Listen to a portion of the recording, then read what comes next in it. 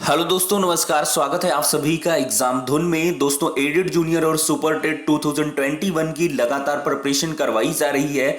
आज के इस वीडियो सेशन में 50 अति महत्वपूर्ण प्रश्नों को जिन्हें आप पलक झपकते ही रट डालेंगे।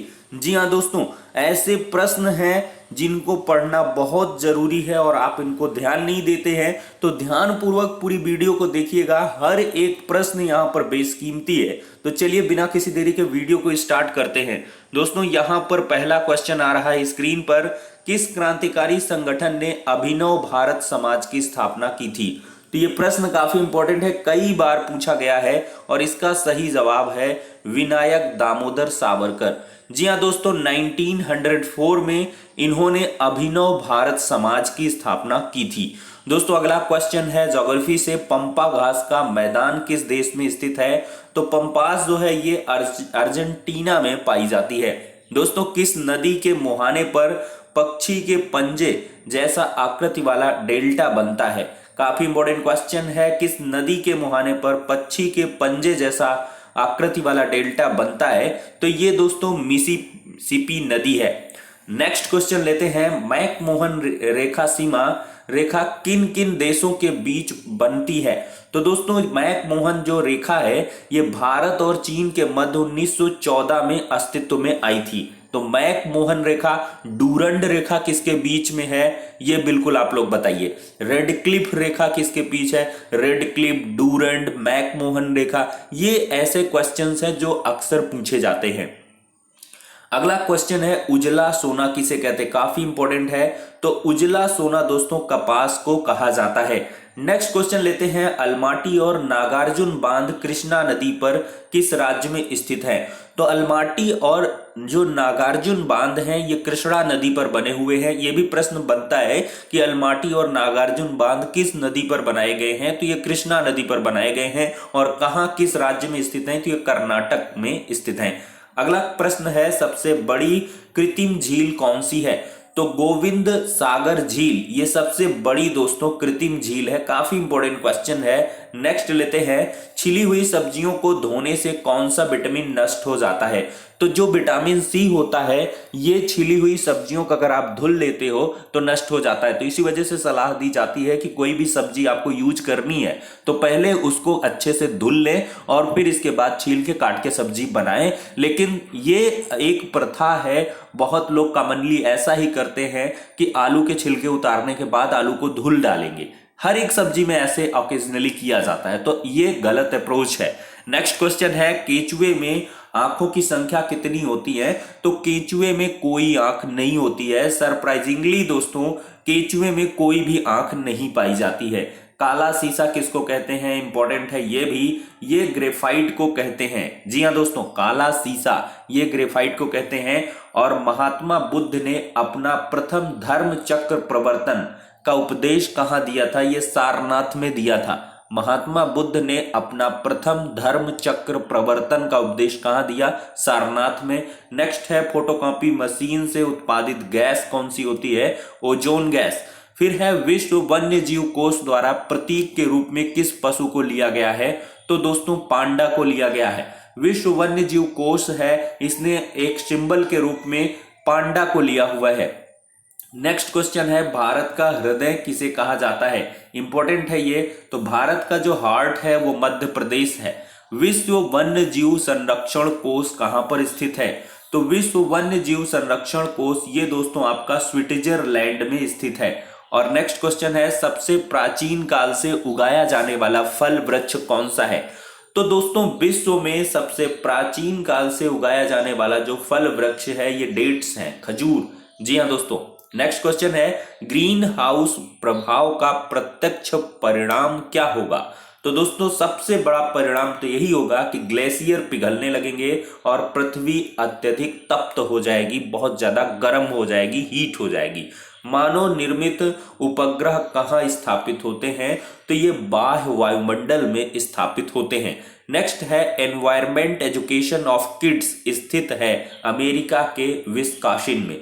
जो एनवायरमेंट एजुकेशन ऑफ किड्स ये स्थित है अमेरिका के विस्कॉन्सिन में। नेक्स्ट क्वेश्चन है इंदिरा गांधी वानिकी अकादमी ये कहां पर स्थापित की गई है, तो ये देहरादून में है।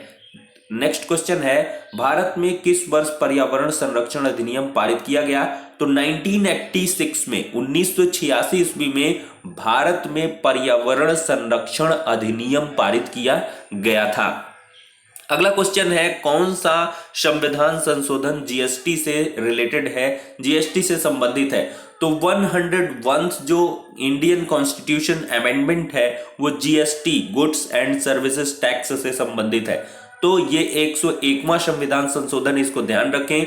और किस वायु प्रदूषण के कारण मनुष्य में तंत्रिका तंत्र संबंधी रोग पैदा होते हैं, तो सीसा जो लेड होता है, इस वायु प्रदूषण के कारण मनुष्य में तंत्रिका जो नर्वस सिस्टम संबंधी रोग हो जाते हैं वो उत्पन्न हो जाते हैं। दोस्तों कंटूर कृषि में क्या होता है, भूमि अपरदन नहीं होता है, जो सॉइल का एरोजन है वो नहीं होता है कंटूर कृषि में। इसी वजह से सलाह दी जाती है कि कंटूर कृषि के द्वारा ही अपनी जो खेती बाड़ी करें। दोस्तों किस पौधे में पुष्प नहीं होते हैं, काफी इंटरेस्टिंग सा क्वेश्चन है। ये ऐसा पौधा है फर्न जिसमें कोई भी पुष्प नहीं होता है, फ्लावर नहीं होता है। ग्रीन हाउस गैसेस की संकल्पना किसने दी थी, तो जोसेफ फॉरियर ने। काफी इंपॉर्टेंट है, इसको तो बिल्कुल आपको गटकना है। ग्रीन हाउस गैस की संकल्पना किसने की थी, जोसेफ फॉरियर ने। नेक्स्ट है कौन सा राज्य भारत का प्रथम कार्बन मुक्त राज्य बन गया है, तो करंट अफेयर्स का क्वेश्चन है। भारत का प्रथम कार्बन मुक्त राज्य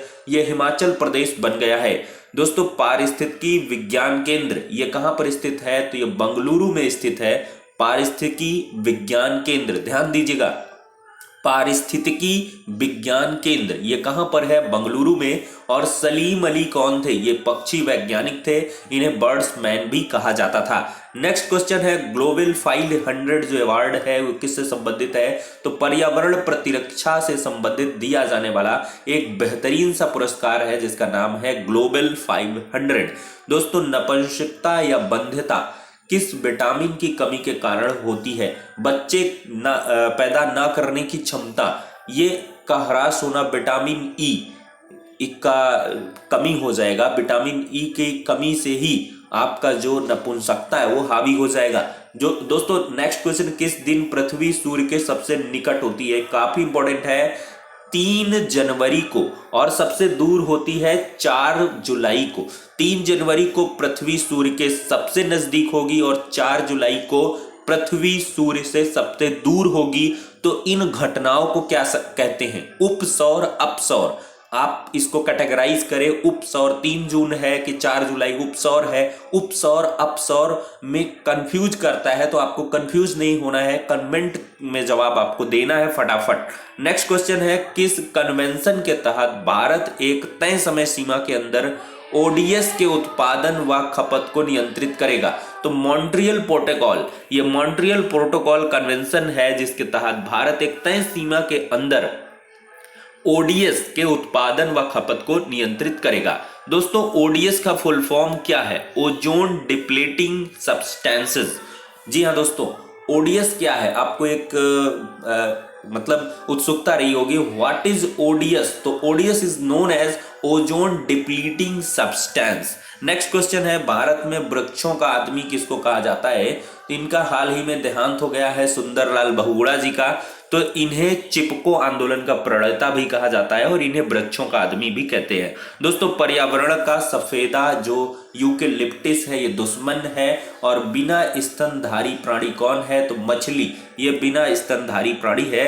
वह कौन सा जरूरी कारक है जो भिन्न भिन्न क्षेत्रों में भिन्न भिन्न पर्यावरण उत्पन्न करता है, तो मानव क्रियाओं का प्रभाव। नेक्स्ट क्वेश्चन है 50 से 60 किलोमीटर तक वायुमंडल में उपस्थित गैस है ओजोन, ठीक है, O2 प्लस O से मिलकर ये ओजोन बन जाती है, O3 इसका केमिकल सिंबल है। और नेक्स्ट क्वेश्चन है पृथ्वी की अनुमानित आयु कितनी है, तो पृथ्वी की जो अनुमानित आयु है वो 5 करोड़ वर्ष है। पृथ्वी की 2 गतियां हैं, पहली घूर्णन है, दूसरा है परिक्रमण गति। देखिए घूर्णन में क्या होता है, जिससे दिन रात होते हैं, अपने स्थान पर पृथ्वी घूमती रहती है। परिक्रमण क्या है, ऋतुएं परिवर्तित होती हैं, सूर्य के चारों ओर चक्कर लगाना ही परिक्रमण गति है। दोस्तों भारतीय मानक समय और ग्रीनविच माध्य समय में कितना अंतराल होता है? 5.5 घंटे का इंपॉर्टेंट क्वेश्चन ये भी है। दोस्तों भौतिक और जैविक संसार कहाँ जीवन यापन होता है? तो पर्यावरण में। भौतिक और जैविक संसार का कहाँ जीवन यापन होता है? तो ये पर्यावरण में होता है। सुनामी का मुख्य कारण क्या है दोस्तों? तो ये भूकंप है। कौन सी गैस ज्वालामुखी के उद्गार के समय नहीं निकलती है? तो जो ऑक्सीजन गैस है ये ज्वालामुखी उद्गार के समय नहीं निकलती है। सरसों का पुष्प पढ़ाते हुए कौन सी पद्धति सर्वाधिक उपयुक्त होगी? तो क्षेत्र भ्रमण पद्धति अगर देखा जाए तो सरसों का अगर पुष्प आप छात्रों को पढ़ा रहे हैं, मे बी आपको एजुकेशनल टाइप के क्वेश्चन है, पेडागोजी का पूछा जा सकता है कि सरसों का पुष्प आपको पढ़ाना है तो कौन सी पद्धति सबसे अप्रोप्रिएट रहेगी? तो क्षेत्र भ्रमण। बच्चों को आप क्षेत्र में ले जाए और सरसों के पुष्पों को दिखाते हुए अगर पढ़ाएं तो ये पद्धति सबसे बेहतरीन होगी। नेक्स्ट क्वेश्चन है, जो व्यक्ति एस्कॉर्बिक एसिड वाला अधिक आहार लेते हैं उन्हें कौन सा रोग नहीं होता है? तो जो एस्कॉर्बिक एसिड वाला अधिक आहार लेंगे तो उनको स्कर्वी रोग नहीं होगा। नेक्स्ट क्वेश्चन है, पेलाग्रा रोग होता है विटामिन B3 के वजह से। दोस्तों त्वचा रोग, दस्त हो गया, डिमेंशिया हो गया, जैसी जो भी बीमारियां हैं विटामिन B3 की कमी से होती है, पेलाग्रा रोग इनको कहते हैं। तो दोस्तों विद इन 11 मिनट मैंने आपको 50 बहुत ही चुनिंदा फैक्ट्स को डिस्कस करवाया है, फटाफट रिवाइज भी करवाया है, और इनको देखते ही आप लोग किताबें खोलेंगे और भी इसी तरह के इसी पैटर्न पर अपनी पढ़ाई को बूस्टअप करेंगे। और मैं बना रहूंगा, जुड़ा रहूंगा लास्ट डे ऑफ एग्जामिनेशन तक। तो फिलहाल के लिए एक लाइक एंड शेयर से मुझको एक प्रकार से उत्साहित करिए कि ऐसी वीडियोज और भी लाएं, और साथ ही साथ नेक्स्ट वीडियो में मिलते हैं। तो देर किस बात की, प्लेलिस्ट के लिए आप लोग कर रहे थे क्वेरी, तो उसको अभी मैं तुरंत के तुरंत जो हमारा टेलीग्राम ग्रुप है उसमें शेयर कर दे रहे सारी प्लेलिस्ट मॉडल पेपर्स की, और भी जितनी प्लेलिस्ट है यार। कम से कम यूट्यूब में जाकर चैनल के होम पर जाकर, होम के बगल में वीडियोस रहता है, वीडियोस में सीधे अप टू डाउन आप सारे वीडियो देख सकते हो। उसके बगल में प्लेलिस्ट रहता है, कम्युनिटी का ऑप्शन रहता है, तो ये सब जानिए थोड़ा सा बहुत। तो वहाँ प्लेलिस्ट में सारी प्लेलिस्ट हैं जो भी आपको चाहिए, करंट अफेयर्स की बना दी है और मॉडर्न हिस्ट्री की बनाई है, और एंशिएंट की बनी हुई है, मॉडल क्वेश्चन पेपर की बनी हुई है, करंट अफेयर्स 800 MCQ की बनी हुई है। तो बहुत सारी प्लेलिस्ट वहाँ पर अवेलेबल है, तो आप वहाँ से बिल्कुल देखें। खैर मैं अभी लिंक को शेयर कर दे रहा हूँ। तो फिलहाल के लिए जय हिंद, जय भारत।